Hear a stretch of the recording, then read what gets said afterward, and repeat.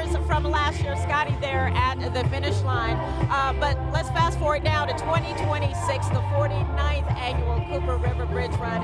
And we're at the starting line once again. And now I feel like I'm really official.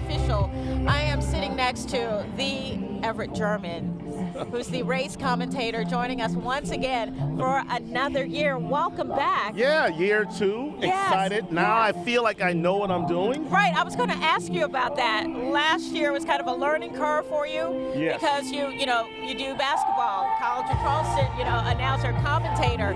Racing, how is that different for you when it comes in terms of getting in your head how to present that to our viewers? Well, it's one of those situations where you're not necessarily calling the race, but more along the lines of just kind of painting a picture of just the day. Yeah. It's a great day. A lot of, I think, 38,700 registered, and just opportunity to kind of just showcase the beauty here in the Low Country and just kind of ad lib. But yeah, when it comes to running, Tessa, that's not my thing. Hey, not mine either. I envy those who can run. So, E, who are we looking at this year? Do we have any returners this year? And what are we looking at in terms of any records being set or anything like that? We remember last year, Peter Njuru, 28 minutes, 28 seconds. Yeah. A lot of times, Tessa, it takes 30 minutes to, drive from Mount Pleasant to get across the bridge. So to run that, I think he's got to be the favorite, on the men's side. The women's, I feel like it's kind of wide open. Obviously, we have some local flavor.